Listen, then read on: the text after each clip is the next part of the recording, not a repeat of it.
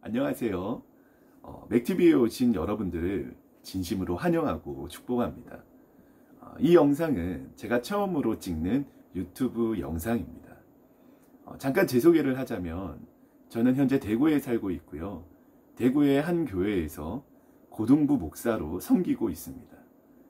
제가 이렇게 유튜브 영상을 찍게 된 이유는 제가 지금까지 고등부 학생들을 대상으로 사역을 하면서 함께 나눈 말씀들과 그리고 학생들과 겪었던 그러한 신앙의 여러 가지 일들을 여러분들과 함께 나누고 싶은 마음이 들어서 이렇게 유튜브 영상을 찍게 되었습니다.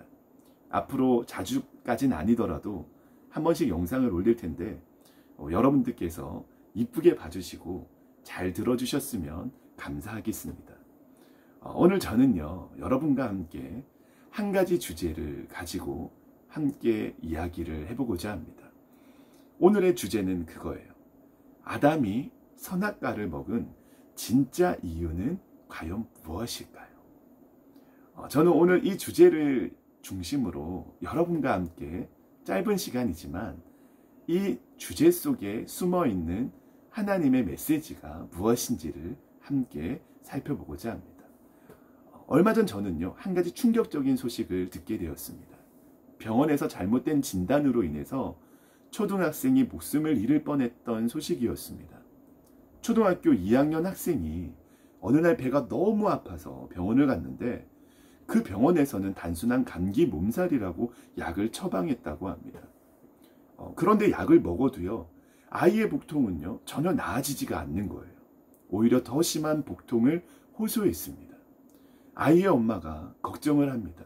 결국 다른 병원으로 다시 가는 거예요. 그 병원은 나이가 많은 할아버지 선생님이 하시는 병원이었습니다. 그곳에서 선생님이 아이의 배를 꾹꾹 눌러보시더니 아이가 맹장에 걸린 것 같다고 큰 병원으로 빨리 가라고 말을 합니다. 그래서 부랴부랴 큰 병원으로 갔습니다. 검사를 해보니까 충격적인 소식이 들려옵니다.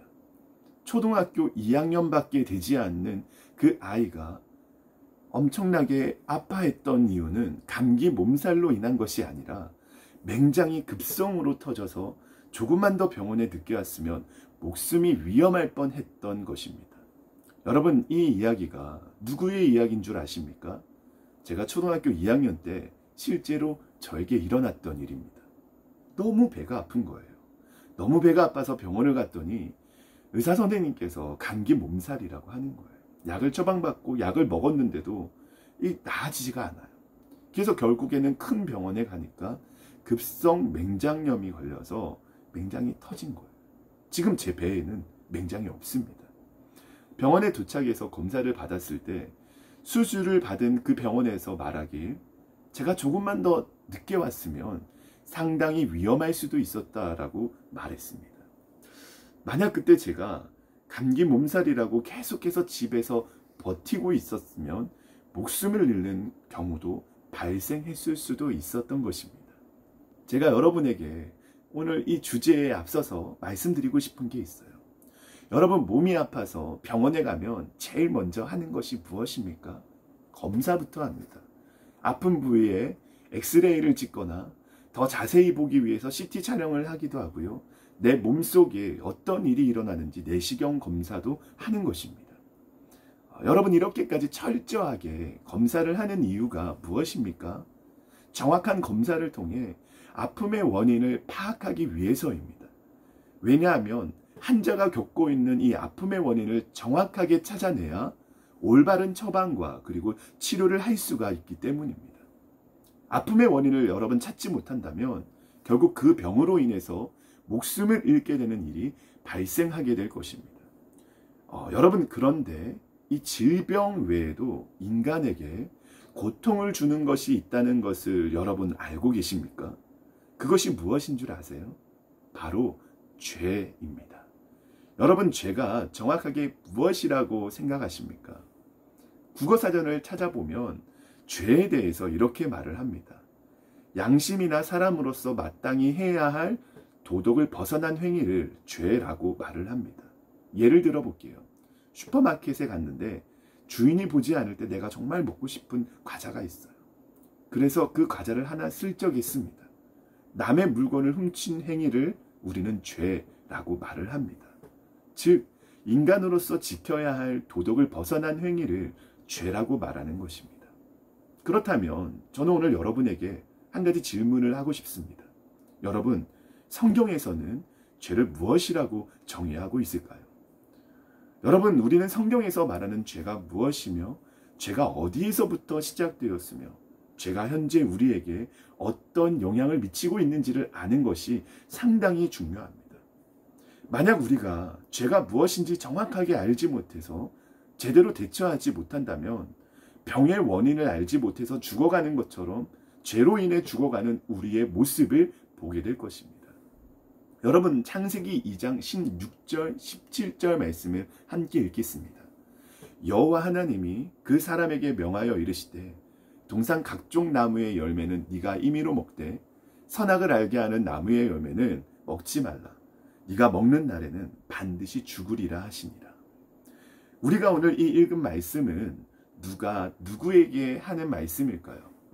바로 하나님께서 인간 아담에게 하시는 말씀입니다. 여러분, 아담이 누구입니까? 아담은요, 하나님께서 최초로 지으신 사람이 바로 아담입니다. 하나님께서는요, 아담을 창조하시고 아담에게 한 가지 명령을 내리셨습니다. 여러분, 그 명령이 무엇입니까? 하나님께서 아담에게 이렇게 말씀을 하시는 거예요. 에덴 동산에 있는 각종 나무의 열매는 네가 다 먹되 딱 하나, 선악을 알게 하는 나무의 열매는 네가 먹지 마라. 네가 이 열매를 먹는 날 반드시 죽을 것이다 라고 말씀을 하십니다.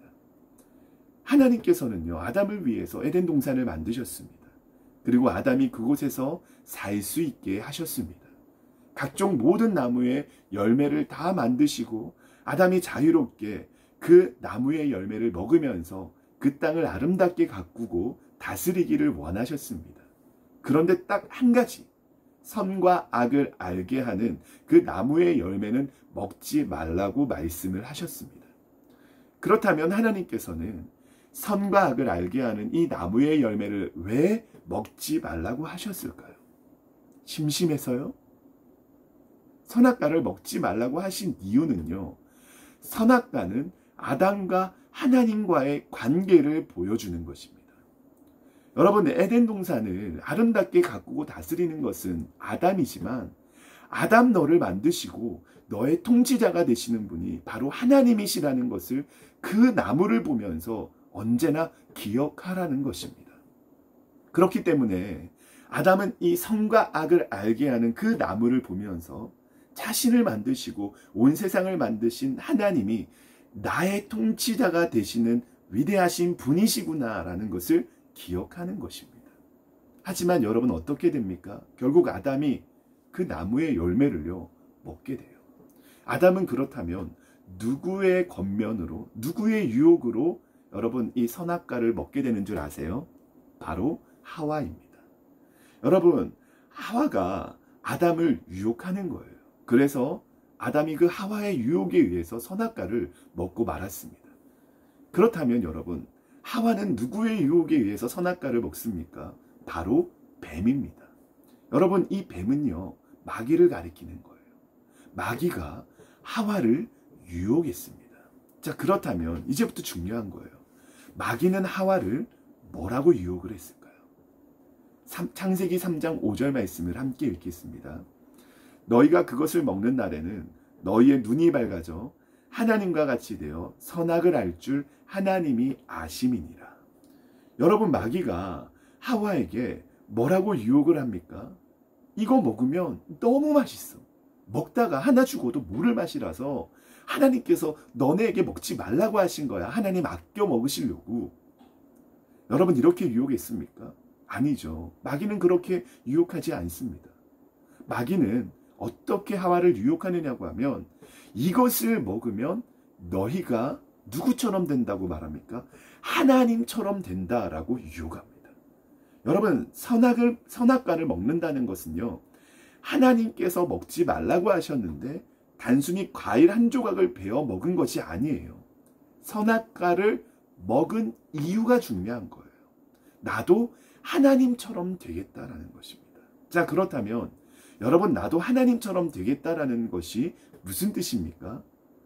이제 더 이상 하나님을 내 주인으로 삼지 않겠다는 것입니다. 이제 더 이상 하나님을 나의 통치자로 삼지 않겠다라는 것입니다. 이제 더 이상 하나님을 섬기지 않고 나를 위해 내가 주인이 되어 살겠다는 것입니다. 여러분, 이것이 인간이 하나님께 범한 최초의 죄입니다. 여러분, 죄는요, 단순히 도덕적으로 옳지 못한 것이 전부가 아니에요. 성경에서 죄는 바로 나의 주인이, 나의 통치자가 하나님이심을 거부하는 것에서 시작되었습니다.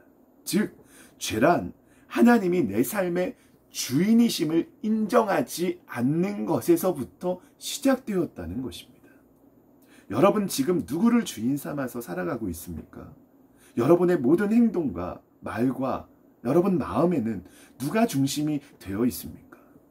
그렇다면 죄로 인해서 죽어서 사망에 이를 수밖에 없는 우리에게 하나님께서는 어떤 치료 처방을 내리셨을까요? 요한복음 1장 12절 말씀을 함께 읽겠습니다. 영접하는 자, 곧 그 이름을 믿는 자들에게는 하나님의 자녀가 되는 권세를 주셨으니. 하나님께서는 죄에 빠져서 영원한 사망, 즉 지옥에서 영원히 고통받을 수밖에 없는 우리를 건져내 주시려고 아들 예수 그리스도를 이 땅에 보내주셨습니다. 예수님은 이 땅에 오셔서 십자가에 죽으셨고 3일 만에 다시 부활하셨습니다.